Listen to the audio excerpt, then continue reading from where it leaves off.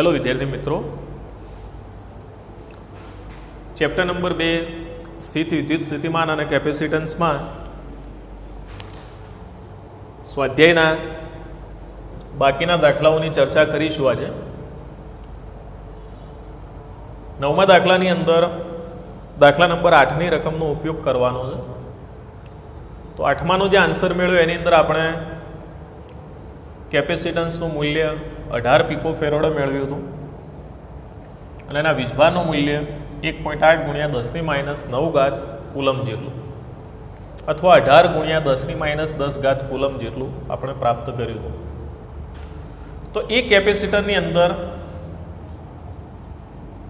આપણે જે કેલ્ક્યુલેશન કરી હતી એ હવાના સંદર્ભમાં હતી।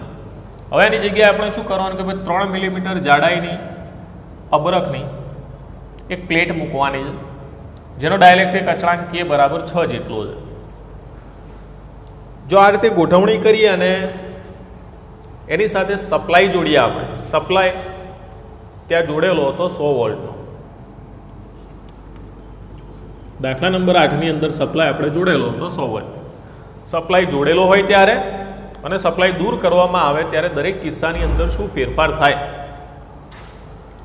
તો સૌથી પહેલી જે વાત છે એની અંદર આ ડેટા આપણે દાખલા નંબર 8 માંથી લઈ લીધો, કેપેસિટન્સ અને એના વીજભારનું મૂલ્ય। હવે જ્યારે પણ બે પ્લેટો વચ્ચે સપ્લાય જોડવામાં આવે ત્યારે એ બે પ્લેટો વચ્ચેનો વીજ સ્થિતિમાનનો તફાવત એટલે કે પોટેન્શિયલ ડિફરન્સ કોન્સ્ટન્ટ રહે, અચળ રહે, એટલે V બરાબર 100 એના જ રહે, એમાં ચેન્જ આવે નહીં। કેપેસિટન્સ કેટલું થાય? તો કેપેસિટન્સ આધાર રાખશે કે બેની વચ્ચે માધ્યમ કયું જોડ્યું તમે। હવાનું હતું ત્યારે 18 પિકો ફેરાડે હતા। હવે અબરખનું જોડ્યું એટલે એની સાથે સંકળાયેલું નવું કેપેસિટન્સ થશે C બરાબર થશે KC0। K એટલે 6 × 18 એટલે 108 પિકો ફેરાડે અથવા 108 × 10⁻12 પણ તમે લઈ શકો। વીજભાર એનો કેટલો થાય? તો Q બરાબર CV અનુસાર કેપેસિટન્સ એનું ચેન્જ થઈ ગયું। જો ચેન્જ થઈ જાય, વોલ્ટેજ તો એનો એ જ છે, તો એની સાથે સંકળાયેલો જે વીજભાર આપણને નવો મળશે। 108 × 10⁻12 Cની કિંમત અને વોલ્ટેજ હતા 100। સાદું રૂપ આપો એટલે 1.08 × 10⁻8 કુલમ જેટલો વીજભાર થશે। પહેલાં આટલો હતો, એના પછી આટલો થયો। તો અહીંયા પહેલી જે ઇફેક્ટ છે એની અંદર આપણે જોયું કે જ્યારે જોડેલો હોય ત્યારે વોલ્ટેજ સરખો રહે અને એની સાથે સંકળાયેલો વીજભાર આપણને આવો ચેન્જ થઈ અને પ્રાપ્ત થશે। સપ્લાય દૂર કરવામાં આવે તો વીજભાર કોન્સ્ટન્ટ થઈ જાય અને એ પરિસ્થિતિની અંદર એની સાથે સંકળાયેલો વોલ્ટેજ બદલાઈ જશે। કેપેસિટન્સ એનું કેટલું છે? તો C બરાબર KC0 108 પિકો ફેરાડે છે જ ઓલરેડી। કેપેસિટન્સ એનું એ જ મળશે આપણને જે અહીંયા મળ્યું હતું એ। વીજભાર એનો અચળ થઈ જાય, કેટલો?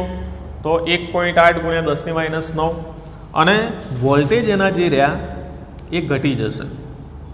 કઈ રીતે? તો આ થિયરીની અંદર આપણે સૂત્ર મેળવી ચૂક્યા છે કે ભાઈ ડાયલેક્ટ્રિક પદાર્થ અથવા ડાયલેક્ટ્રિક જે માધ્યમ છે એને જ્યારે સમાંતર પ્લેટ કેપેસિટર ઉપર મૂકવામાં આવે ત્યારે C ઉપર શું અસર થાય, V ઉપર શું અસર થાય? તો એની અંદર આપણે વોલ્ટેજનું સૂત્ર મેળવ્યું હતું। V બરાબર થશે V0/K।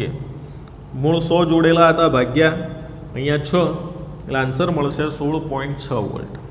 તો એક આ દાખલો અગત્યનો છે, ધ્યાનમાં રાખીશું। દાખલા નંબર 10ની અંદર તમને એક કેપેસિટર આપ્યું જેનું કેપેસિટન્સ 12 પિકો ફેરાડે જેટલું છે, એને સપ્લાય 50 વોલ્ટ સાથે જોડેલો છે, તો ઉર્જા કેટલી? તો સિમ્પલ સીધું સૂત્ર છે, V બરાબર 1/2 CV²। 1/2 ગુણ્યા C એટલે 12 પિકો ફેરાડે, 12 × 10⁻12 અને વોલ્ટેજનો સ્ક્વેર એટલે 50નો સ્ક્વેર 2500। સાદું રૂપ આપો એટલે આન્સર મળશે તમને U બરાબર થશે 1.5 × 10⁻8 જૂલ। દાખલા નંબર 10 સીધા આ સૂત્રનો ઉપયોગ કરી અને આપણે સરળતાથી એની કેલ્ક્યુલેશન કરી શકીએ। દાખલા નંબર 11 ની અંદર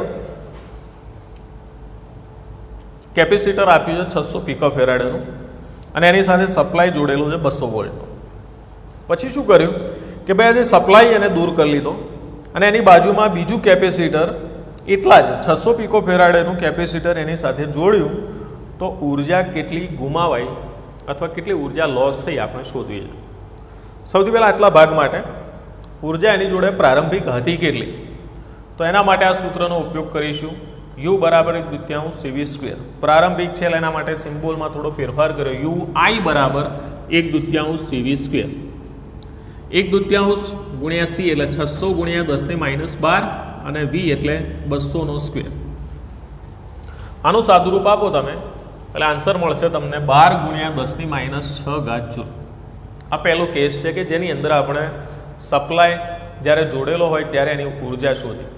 હવે સપ્લાય દૂર કરી અને એની સાથે બીજું કેપેસિટર જોડો એટલે એની સાથે સંકળાયેલી જે બાબતો ચેન્જ થાય એમાં સૌથી પહેલાં નવું સ્થિતિમાન ધારી લીધું કે વી ડેશ જેટલું છે. વીજભાર એનો સૂત્ર અનુસાર ક્યુ ડેશ બરાબર સીવી ડેશ અને વીજભાર પાછો ડિવાઈડ થશે બંને કેપેસિટર ઉપર એટલે Q/2 જેટલો. ઉર્જા એની તો અંતિમ ઉર્જા થશે યુએફ બરાબર થશે 2 કેપેસિટરો એટલે 2 ગુણ્યા 1/2 CV². પણ વીની જગ્યાએ આપણે લઈ લીધું વી ડેશ સ્ક્વેર. આ બે કેન્સલ થાય તો સી ક્યુ ડેશનો સ્ક્વેર અપોન સી એટલે કે વી ડેશની જગ્યાએ આપણે અહીંયાથી સૂત્ર મૂક્યું તો વી ડેશ બરાબર થશે ક્યુ ડેશ અપોન સી અને એનો સ્ક્વેર કરીને મૂકો એટલે ક્યુ ડેશનો સ્ક્વેર ભાગ્યા સીનો સ્ક્વેર. આ તો કેન્સલ છે બંને. હવે ખાસ ધ્યાન આપજો, અહીંયાથી એક સી જતો રહેશે એટલે બાકી શું વધશે? અહીંયા ક્યુ ડેશનો સ્ક્વેર ભાગ્યા સી આટલું બાકી વધશે. ક્યુ ડેશની જગ્યાએ આપણે Q/2 મૂકીએ એટલે અહીંયા સ્ક્વેર કરો એટલે Q²/4 થશે. 4 જે રહ્યા એને છેદમાં લાવી દીધા 1/4 અને ક્યુ ડેશ એની જગ્યાએ Q²/c આવશે. આના બે ટુકડા કર્યા, 1/4 ની જગ્યાએ 1/2 ગુણ્યા 1/2. Q² જગ્યાએ મૂળ પરિસ્થિતિમાં સૂત્ર આવશે Q બરાબર CV એટલે C² V² અને છેદમાં આવશે C. અહીંયાથી જે વધ્યા હતા એ અહીંયા એક C ફરી પાછો કેન્સલ થાય એટલે 1/2 ગુણ્યા 1/2 CV². આ શોધેલું છે આપણે શરૂઆતમાં, કારણ કે C શરૂઆતનો V શરૂઆતનો એટલે એની કિંમત આપણે શોધેલી છે. કેટલી છે? 12 ગુણ્યા 10⁻6. તો 1/2 ગુણ્યા 12 ગુણ્યા 10⁻6 આનું અડધું થાય એટલે 6 ગુણ્યા 10⁻6 જુઓ. તો અહીંયા ઉર્જા એની સાથે સંકળાયેલી ચેન્જ થઈ અને ઓછી આવી એટલે કે ઉર્જા વ્યય થઈ. તો વ્યય થતી ઉર્જા કેટલી? તો શરૂઆતમાં કેટલી હતી? યુઆઈ. જ્યારે બીજું કેપેસિટર જોડ્યું એટલે નવી ઉર્જા કેટલી મળી? અંતિમ યુએફ. યુઆઈ માઇનસ યુએફ 12 ગુણ્યા 10⁻6 -6 ગુણ્યા 10⁻6 એટલે 6 ગુણ્યા 10⁻6 જૂલ જેટલી જે ઉર્જા છે એ ઉર્જા આપણને પ્રાપ્ત થશે. આ દાખલો અને દાખલા નંબર 9 બંને ખૂબ અગત્યના છે એટલે એની કેલ્ક્યુલેશન બરાબર તૈયાર કરી અને એને પ્રિપેર કરી નાખજો. સ્ક્રીનશોટ લઈ લો આનો.